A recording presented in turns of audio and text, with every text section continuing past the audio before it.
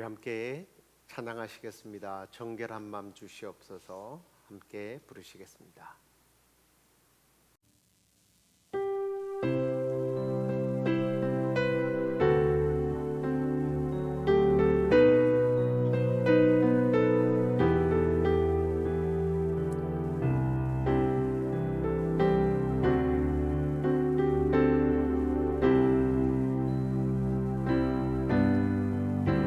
정결한 맘 주시옵소서.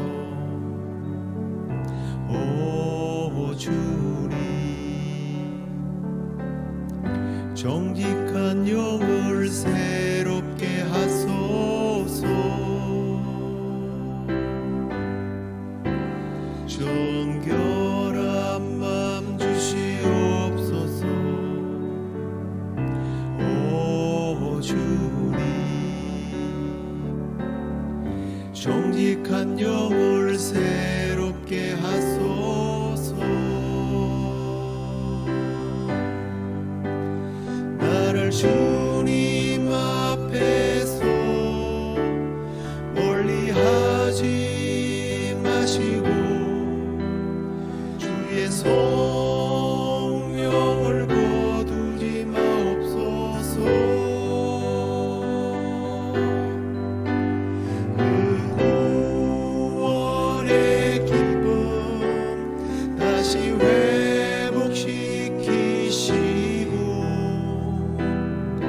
변치 않는 맘 내 안에 주소서.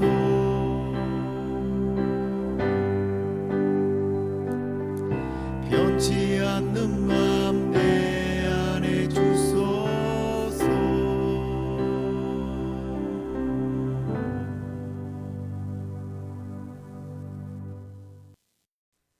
다 함께 사도신경으로 신앙 고백드리겠습니다.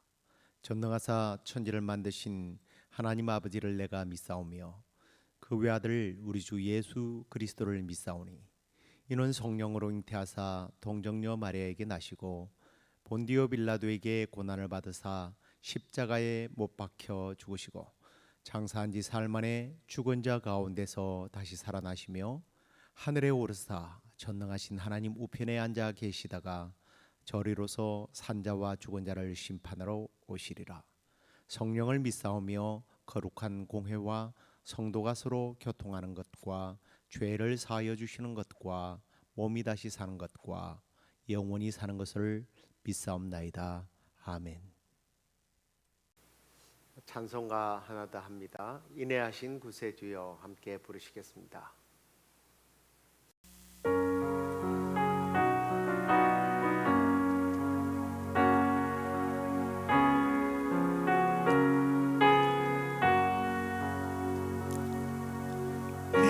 인애하신 구세주여, 내가 비오니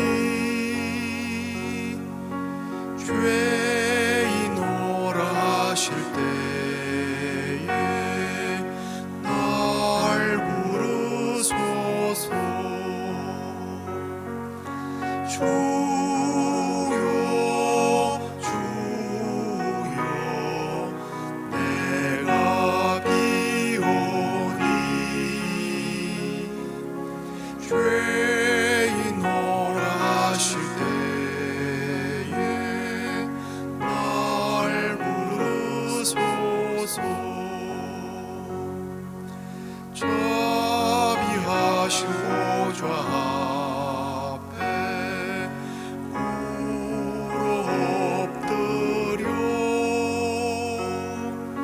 자복하고 회개하니 믿음 주소서. 주여 주여 내가 비오니 죄인 오라 하실 때에 날 부르소서.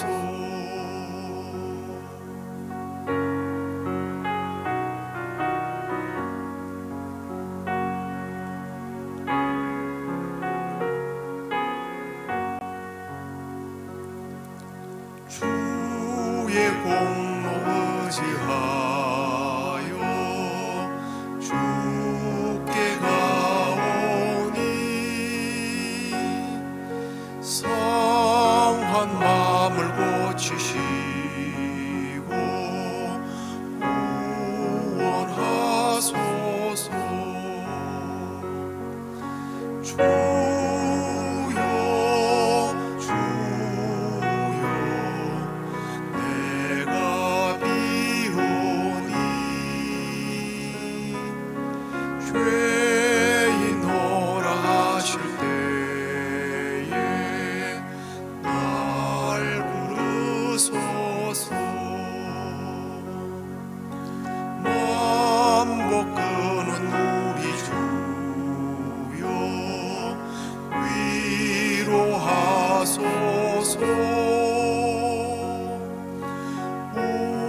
우리 주와 같으시니 어디 있을까. 주여 주여 내가 비오니 죄인 오라 하실 때에 날 부르소서.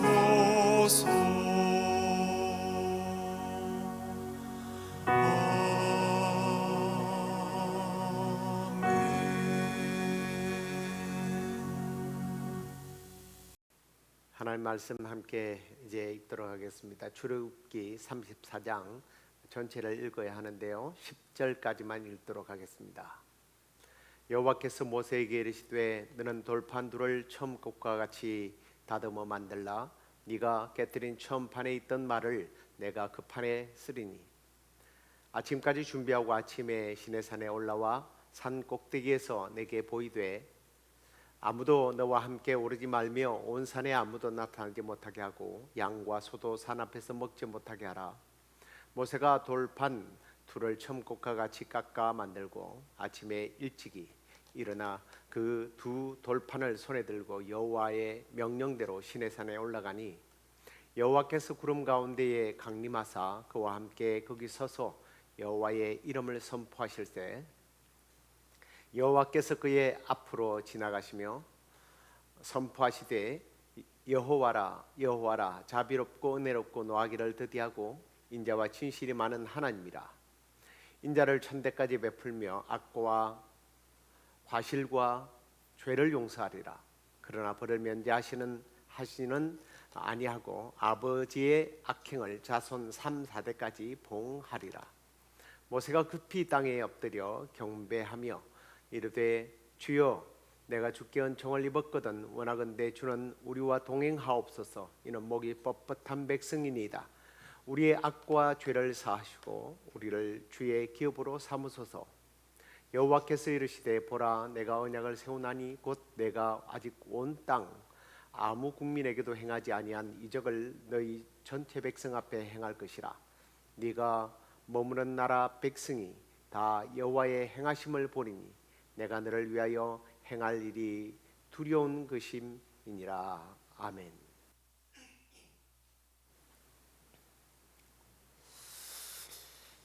자, 오늘은 언약 백성의 삶에 대한 내용들을 함께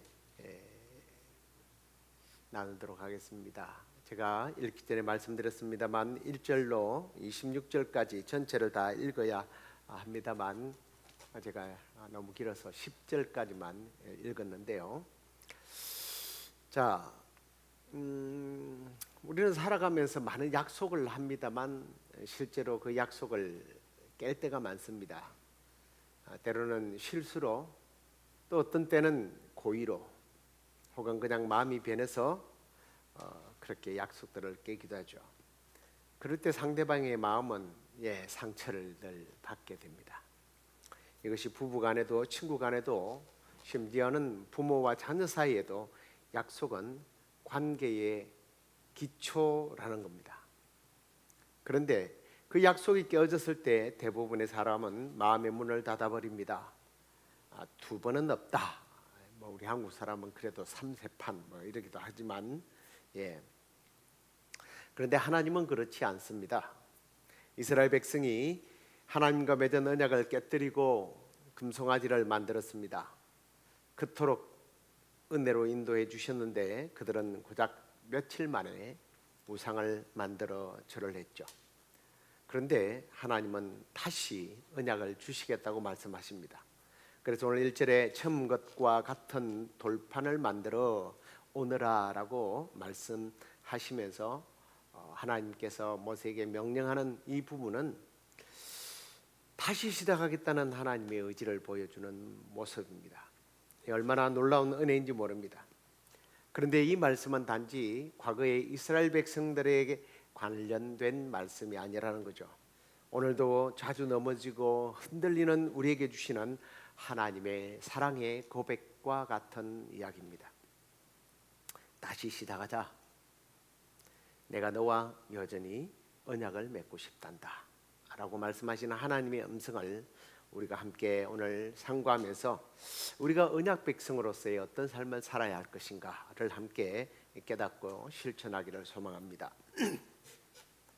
먼저 이제 새 언약을 주시는 하나님이 어떤 분이신지를 6절에 이렇게 말씀합니다. 여호와께서 그의 앞을 지나시며 선포하시되 여호와라 여호라 자비롭고 은혜롭고 노하기를 더디하시고 인자와 진실이 많은 하나님이다 라고 스스로 선포하는 것을 봅니다. 여기 하반절에 자비롭고 은혜롭고 노하기를 더디하고 인자와 진실이 많은 하나님, 이 말씀은요 마치 하나님의 명함과 같은 말씀이에요. 사실 이 구절은 구약 전체에 여러 번 등장합니다. 다윗이 그런 고백을 하고요, 느헤미야도 요나도 이 표현으로 하나님을 부르는 것을 보게 됩니다. 이 말씀은 마치 부모가 아이에게 나는 너의 편이야 라는 것을 반복해서 말하면서 안심시키는 그런 모습 같아 보인다는 느낌을 받게 됩니다. 하나님은 당신의 백성들에게 늘 그렇게 말씀하시는 분이죠. 우리가 지금까지 이렇게 멀쩡하게 살아가는 이유도 사실 그런 하나님이시기 때문입니다. 하지만 7절에 하나님은 또 이렇게 말씀을 하세요. 인자를 천대까지 베풀며 악과 과실과 죄를 용서하리라. 그러나 벌을 면제하지는 아니하고 아버지의 악행을 자손 3, 4대까지 보응하겠다라고 말씀합니다. 죄를 용서하는데 형벌 받을 자를 결탄코 면제하지 않는다는 그런 말씀입니다. 이 말씀을 보면 하나님의 사랑이 너무 많고 사랑이 많다라는 것을 어떤 의미에서 사람들은 약하다는 생각을 하게 됩니다. 마냥 끌려다닌다는 거죠. 그런데 우리 하나님은 공의와 책임감도 분명히 말씀하고 계시다는 거예요. 예를 들어 자녀가 잘못했을 때 부모가 사랑한다고 해서 그냥 덮어주는 것은 좋은 것은 아니죠. 참된 사랑은 그 아이가 더 나쁜 사람이 되기를 바라는 더 나쁜 사람이 되지 않도록 훈육을 해야 하는 거예요. 그래야 자녀들이 바르게 성장하게 되는 거죠. 사회와 악이 되지 않으려면 사회에서 필요한 존재로 쓰임받게 되기를 원한다면 상벌이 분명해야 하는 겁니다. 하나님은 너무 감성적이라 사리 분별도 못하고 인간들에게 휘둘리거나 왜곡된 사랑으로 자기 자신만 감싸는 불량 부모가 아니라는 거예요.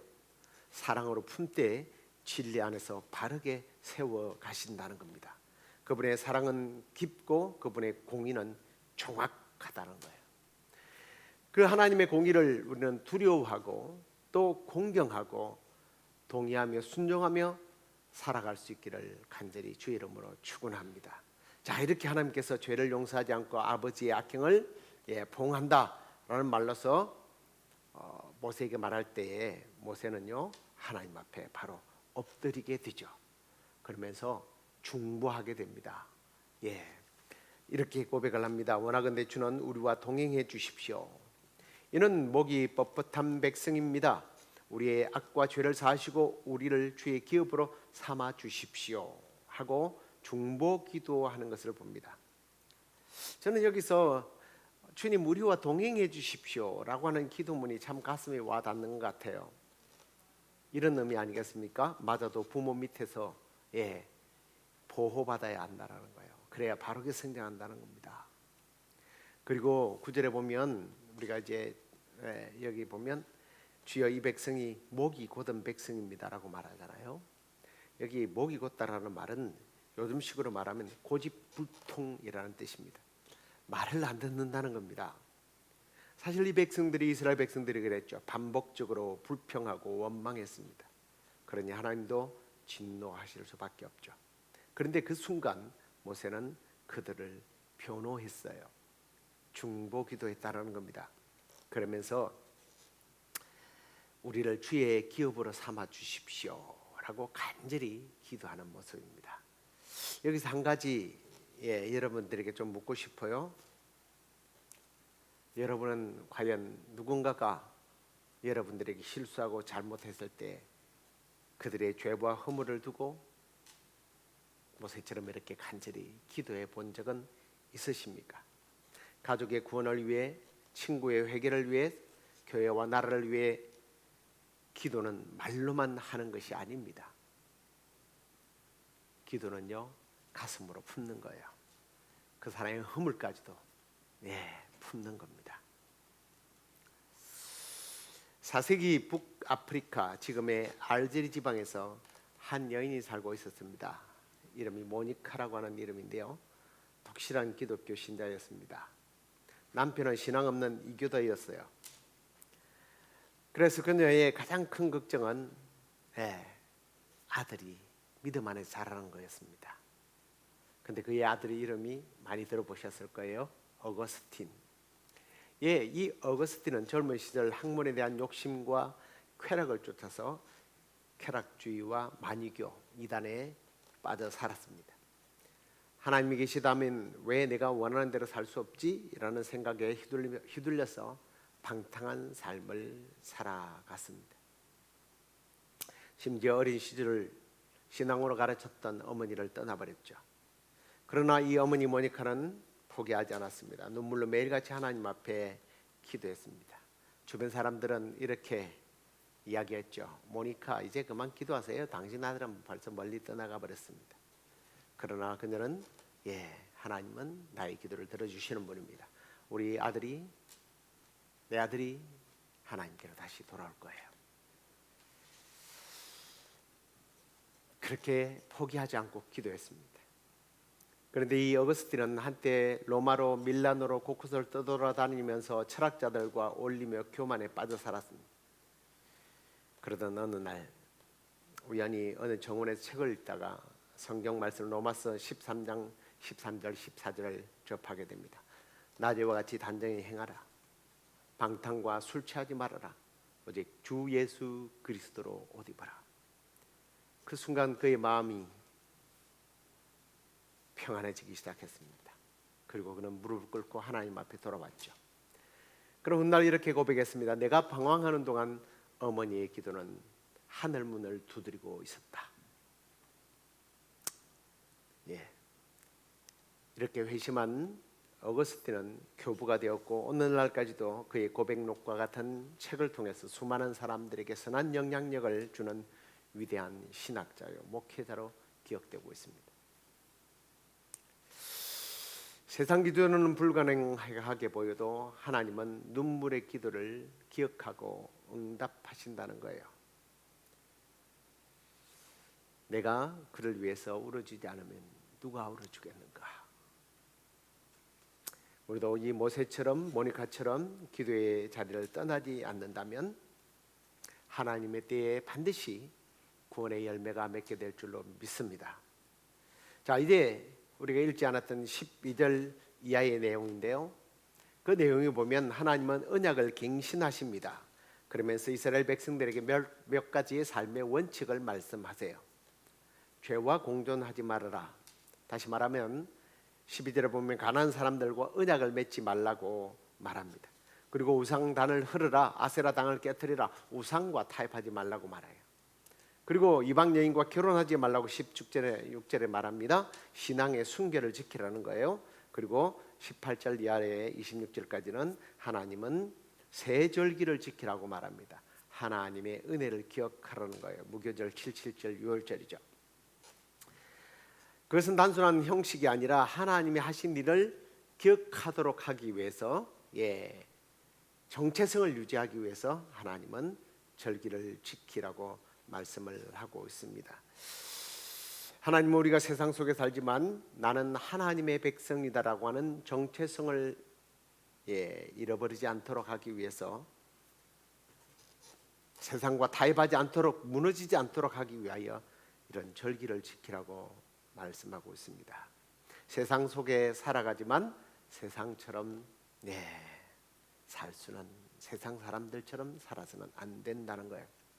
흥미로운 사실은 바다 물고기가 바다에 삽니다. 그런데 그 바닷물이 몸 안으로 직접 들어오게 되면 죽어요. 우리는 세상 속에 있지만 세상의 가치관이 우리 속으로 들어오지 않도록 해야 합니다. 그러면 우리는 죽습니다. 아니, 세상을 손잡고 하나님과 걸어갈 수는 없는 거예요. 하나님 손을 잡고 세상을 걸어가야 승리하는 신앙인이 된다라는 거예요. 신앙은 타협하지 않는 겁니다.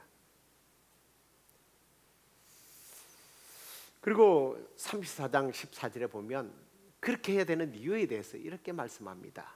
너는 다른 신에게 절하지 말라. 여호와는 질투라. 이름하는 질투의 하나님이다. 질투라는 개념을 사용하고 있습니다. 질투라고 하는 이 개념이 옛날 우리 한국 사람은 뭐 칠거지약, 여인에게 가져야 할 이 남자들이 못된 짓 하려고 만든 아주 악법이죠. 질투라고 하는 것이 부정적으로 들릴 수 있습니다만은 이 질투는 깊은 사랑에서 나오는 순수한 마음이에요. 아니, 한 부부가 있는데 아내가요 매일 옆집 아저씨하고 연락하고 몰래 만나고 그 남자 앞에서는 아향을 떨고 애교를 부리는데 자기 남편은 그냥 끄다 놓은 보릿자루 대하듯이 대한다면 그건 뭐예요? 사랑이 없는 거예요. 근데 남편이 그걸 보면서도 또 아무렇지도 않아요. 그러면 그 남편도 문제가 있는 거 아닙니까? 상대의 마음이 자신에게 온전히 있기를 바라는 마음, 이게 질투입니다. 이게 사랑이고요. 하나님도 마찬가지입니다. 우리의 예배, 우리의 사랑, 우리의 헌신이 온전히 하나님께 향하게 되기를 바라는 마음을 갖고 계시는 거예요. 그래서 다른 것을 더 사랑하면 하나님은 슬퍼하신다는 겁니다. 이게 바로 질투한다는 말이에요. 질투하기까지 사랑하시는 우리 하나님의 사랑에 우리가 배반의 장미가 되서는 안 된다는 거예요. 이제 말씀을 맺겠습니다. 하나님의 언약 백성, 나는 누구인가?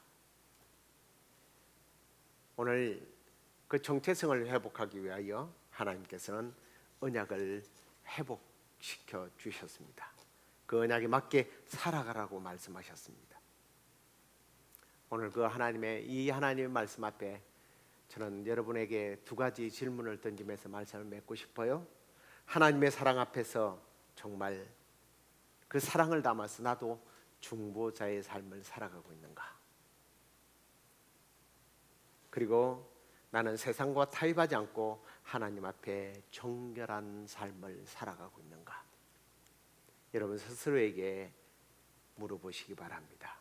이 시대는 상당히 혼란스럽습니다. 가치관이, 정서가, 과학이, 교육이 진리가 없는 세대를 살아가고 있습니다. 기준이 무너져 버렸습니다. 그러나 적어도 우리 언약 백성들은 달라야 합니다. 오늘도 하나님이 어떤 분인지를 기억하고 중보자로서 거룩한 백성으로서의 삶을 살아가는 우리 모두가 되기를 주의 이름으로 축원합니다. 기도하겠습니다. 하나님 아버지 감사합니다.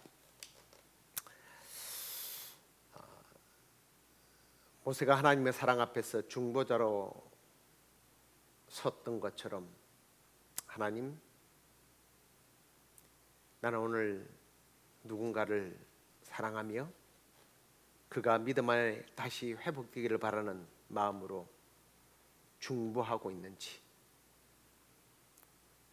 그리고 나는 세상과 여전히 타협하고 있는 삶의 영역들이 너무 많지는 않는지 하나님 불쌍히 여겨 주옵소서. 하나님 다시 한번 시작할 수 있도록 돌판을 들고 모세를 향하여 산에 오르라고 하신 하나님께서 오늘 우리에게 다시 새롭게 하는 돌판을 세워 주시옵소서. 내 마음에 다시 한번 기회를 허락해 주시고 이제 남은 세계 중보자로 거룩한 백성으로 살아가는 우리 모두가 되도록 인도해 주시옵소서. 그렇게 해주시기를 소망하옵고 예수님 이름으로 기도드리옵나이다. 아멘.